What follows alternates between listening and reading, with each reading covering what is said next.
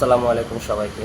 Messi ফ্যানরা হয়তো কষ্ট পাচ্ছেন সোশ্যাল মিডিয়া ট্রল কিংবা ব্যান্টারিং নিয়ে, কিন্তু আসলে আপনার স্যাটিসফ্যাকশন হওয়া উচিত যাকে ট্রল করতে একবার এক এক দল অথবা এক এক প্লেয়ারকে মেসির কম্পিটিশন টেবিলে আনা লাগে। কোনো এক ব্যক্তি অথবা দল অথবা স্টেট কোনোভাবেই মেসির লিগ্যাসি অথবা মেসির সমকক্ষকে ছুঁতে পারে না।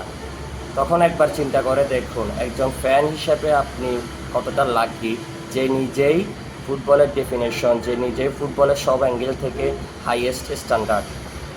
একবার চিন্তা করেন আপনি কতটা লাকি, এবং কি মেসির ফ্যান হওয়াটা অথবা মেসির ফ্যান হওয়ার স্টোরিটা আপনার জন্য ততটাই স্যাটিসফ্যাক্টরি। ফ্যান জার্নি অথবা ফ্যান মুভমেন্ট চিন্তা করলে মেসি ফ্যানদের চেয়ে ভাগ্যবান আর কেউ নেই।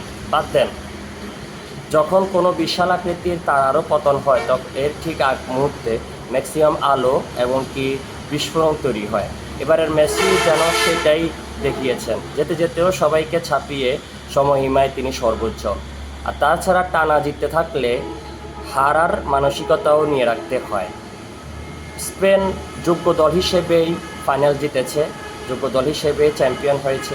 এমিলিয়ান মার্টিনেজ ফাইনালে যদি এমন দানবীয় হয়ে না উঠতেন, 90 মিনিটের মাঝেই হয়তো আর্জেন্টিনা 3-4টা গোল খেয়ে যেতে পারত।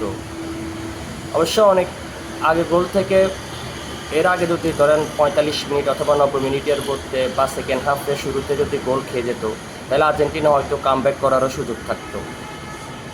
তখন স্ক্যালোনি ইয়াং ব্লাডদের বিশ্বাস করতেন কিনা অথবা অ্যাটাকিং ফুটবলে মনোযোগ দিতেন কিনা আমার সন্দেহ আছে।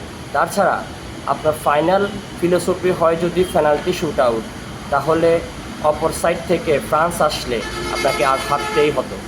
আর্জেন্টিনার ইয়াং প্লেয়ারদের বিশ্বাস করা শুধু এখনকার সময় না, আর্জেন্টিনার ইয়াং প্লেয়ারদের বিশ্বাস না করাটা অনেক আগের একটা প্রচলিত সত্য চলে আসতেছে অথবা ধারাবাহিকভাবে চলে আসতেছে, যে ইয়াং প্লেয়াররা যদি স্টার হয়ে ওঠে তাদেরকে আর পরবর্তী আসরে অথবা গুরুত্বপূর্ণ ম্যাচগুলোতে গুরুত্বপূর্ণ প্লেয়ার হিসেবে মনে করে না।